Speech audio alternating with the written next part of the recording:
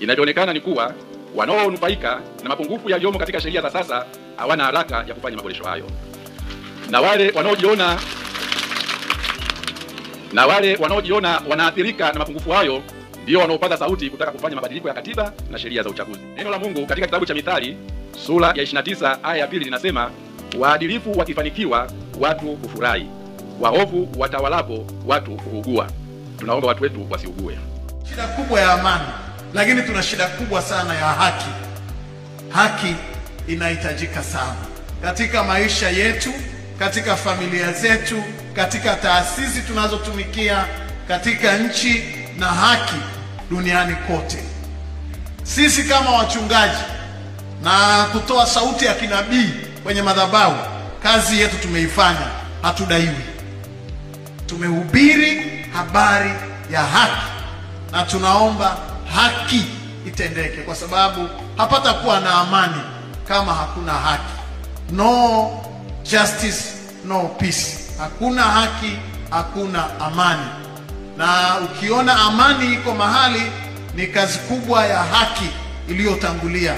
Haki natengeneza amani, na tujitahidi kutenda haki katika familia zetu, katika mitaa tunayoishi, na katika maisha yetu ya kawaida, na katika nchi yetu tunayoipenda. Tutende haki ili amani iendelee kuwepo. Tumsifu Yesu. Suluhisho lake, conclusion.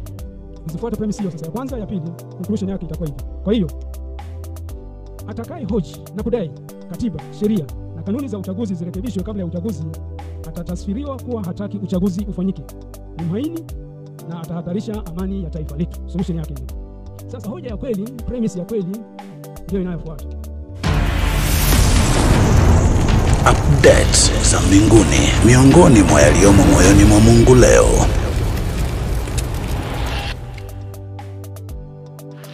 Ndugu mgeni rasmi, kama tunavyofahamu, mwaka huu wa 2025 ni mwaka wa uchaguzi mkuu katika taifa letu. Uchaguzi wa viongozi ni jambo lenye uzito mkubwa katika kuamua mustakabali wa ustawi, amani, usalama, uhuru na ulinzi wa rasilimali za taifa letu. Kutokana na uzito wa zoezi hili la uchaguzi, sisi maaskofu tunapenda kutoa wito kwa waumini na watu wenye mapenzi mema kama ifuatavyo. Kwanza, tunaomba waamini na watu wote wenye mapenzi mema tufanye sala na maombi maalum kwa ajili ya kuliombea taifa letu amani, umoja na mshikamano wa kindugu. Tunahitaji sana tunu hizo katika taifa letu ili tuweze kuendelea kuishi kama familia moja. Pia tumuombe Mwenyezi Mungu atujalie kupata viongozi bora, wenye uwezo, waadilifu na wacha Mungu. Hii itatuwezesha kuwa na viongozi wasio na ubinafsi, bali wenye uzalendo wa kweli na walio tayari kujenga jamii ya Tanzania katika misingi ya ukweli, haki, uadilifu, upendo, ustawi na uhuru kwa wote. Neno la Mungu katika kitabu cha Mithali sura ya 29 aya ya 2 linasema, waadilifu wakifanikiwa watu hufurahi, waovu watawalapo watu huugua. Tunaomba watu wetu wasiugue. Ndugu mgeni rasmi, viongozi wa serikali katika nyakati tofauti tofauti wamesikika wakiwahakikishia wananchi kuwa uchaguzi wa mwaka huu utafanyika kwa misingi ya haki, usawa na uhuru. Tunaomba kauli hizi nzuri na za kutia moyo za viongozi wetu zionekane kwenye matendo katika hatua zote za uchaguzi, kwani baadhi ya matukio tuliyoyashuhudia katika jamii yetu hayaonyeshi kuwa watendaji au wasimamizi wa sheria wanatekeleza kile kinachoahidiwa na viongozi wetu. Kinachoahidiwa akiendani na kile kinachotendeka. Ndugu mgeni rasmi, kwa muda mrefu kumekuwa na sauti zinazotaka katiba na sheria zinazosimamia uchaguzi katika nchi yetu zifanyiwe marekebisho au maboresho ili ziendane na hali halisi ya demokrasia ya vyama vingi katika nchi yetu. Inavyoonekana ni kuwa wanaonufaika na mapungufu yaliyomo katika sheria za sasa hawana haraka ya kufanya maboresho hayo, na wale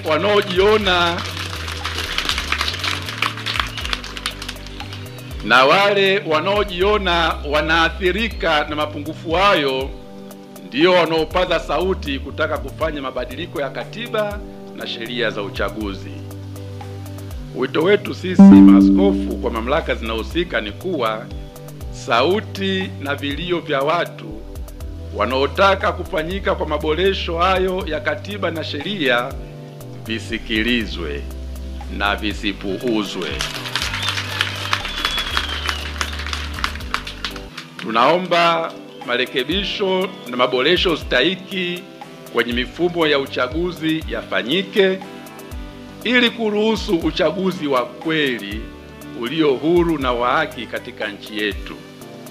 Vinginevyo, chaguzi zetu zitaendelea kugubikwa na dosari nyingi kama ilivyoshuhudiwa kwenye chaguzi za miaka ya hivi karibuni. Suluhisho lake, conclusion. Ukizifuata premise hiyo sasa ya kwanza, ya pili, conclusion yake itakuwa hivi. Kwa hiyo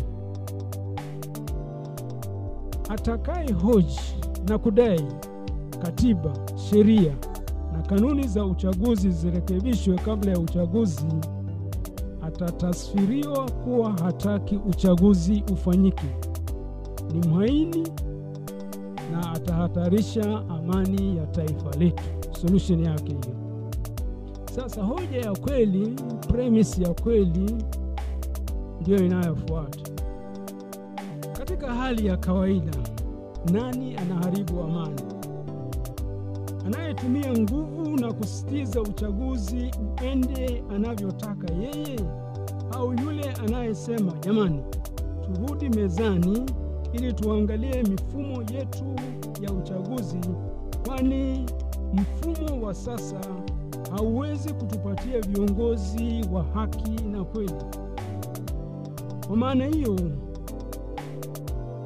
kama amani inapatikana kweli kwa kurudi mezani, kwa maana hiyo wote waliokamatwa kwa kudai haki, wakiwemo viongozi wa vyama vya kisiasa, waachiwe haraka bila masharti, na wengine wasikamatwe wala kusumbuliwa, na pia mihimili isiingiliwe, bali itende kazi zake kwa haki. Demokrasia. Madikteta wengi duniani na hata hapa Afrika hawataruhusu uchaguzi ufanyike, kwani wataogopa uchaguzi ukifanyika hawatachaguliwa, na kama wataruhusu uchaguzi wataharibu mifumo ya uchaguzi ili wabaki madarakani. Tanzania hatujafika huko. Watu wasipochagua kwa uhuru, demokrasia itakufa.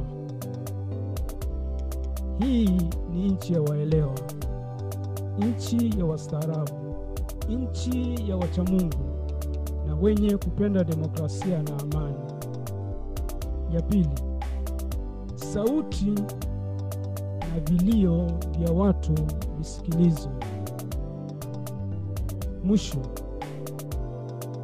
kila mtu amwogope Mungu na kuisikiliza dhamiri yake, sauti ya Mungu inayozungumza ndani mwetu.